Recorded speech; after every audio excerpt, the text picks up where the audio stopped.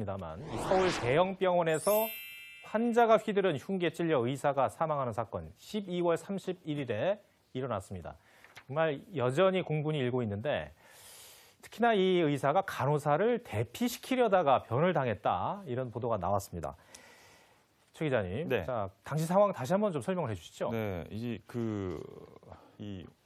이 환자는 조울증 환자였습니다. 네네네. 그리고 이제 상당 기간 장기간 입원 치료를 받아왔다가 이제 퇴원을 하고 나서도 사실은 통원 치료를 계속 받아야 되는데 뭐 상당히 많은 이제 이 정신 관련 병을 갖고 있는 분들이 이 통원 치료를 잘 안 받으신다고 그래요.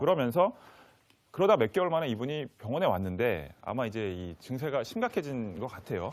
그 상황에서 이제 이 사람이 이 진료를 받으러 12월 31일에 방문을 했는데 이 가해자가, 이 환자이자 가해자인 이 사람이 갑자기 출입문을 잠궜다는 겁니다. 그러니까 이제 이 의사는 당연히 뭔가 위협이 있을 거라고 생각을 해서 진료실 안에 마련돼 있는 대피 공간으로 피신을 했다고 합니다.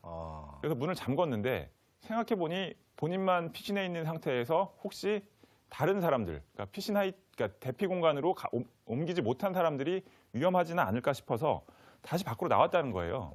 그래서 이제 다른 의사나 간호사 뭐 이런 사람들에게 조심해라. 지금 이 사람 지금 위험한 행동을 하고 있으니까 피해라라고 외치는 와중에 이런 이제 이 피격을 당해서 그만 이 생명까지 잃게 된 그런 상황이라고 합니다. 아니, 지금 얘기를 들어보면은 이 가해자의 상황으로 봐서는 의사가 만약에 그 보호시설 안에 있었다면 다른 사람, 그러니까 다른 뭐 간호사라든가 이런 분들이 피해를 당했을 수 있는 상황인데, 그렇죠. 그걸 막기 위해서 이 의사가 나와서 오히려 변을 당했다는 건 거의 의인이네요, 의인. 그렇죠. 본인은 안전한 곳에 들어갔다가 다시 주변의 피해를 막기 위해 밖으로 나와서 이 사람에 대한 위험성을 알리다가 변을 당하게 되신 거죠. 그러니까 이런 보도가 전해지니까 그 정말 이 네티즌들 사이에서는 더 공분을 하고, 그렇죠. 안전과 관련된 이 조치들, 장치들이 더욱 마련돼야 된다고 하고 이렇게 막 여론을 끌고 있는 거 아닙니까? 여론을 잃고 특히 이제 이 임모 의사한테 그동안에 진료를 받았던 분들이 있지 않습니까? 그분들의 애도의 글이 많이 올라오고 있습니다.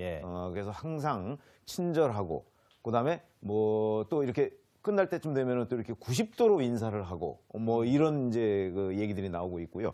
그다음에 임모 의사도 사실은 정신과 의사이면서 우울증을 겪기도 했었대요. 그러니까 그런 우울증을 본인이 극복해서 우울증 극복기 같은 것도 또 연재를 해서 그다음에 그런 것도 있고 뭐 자살 예방 프로그램 뭐 이런 것들도 적극적으로 만들고 책도 뭐 거의 100권 정도를 썼다고 하니까 이 부분에 굉장한 전문가인데도 불구하고 이런 안타까운 일을 당했습니다.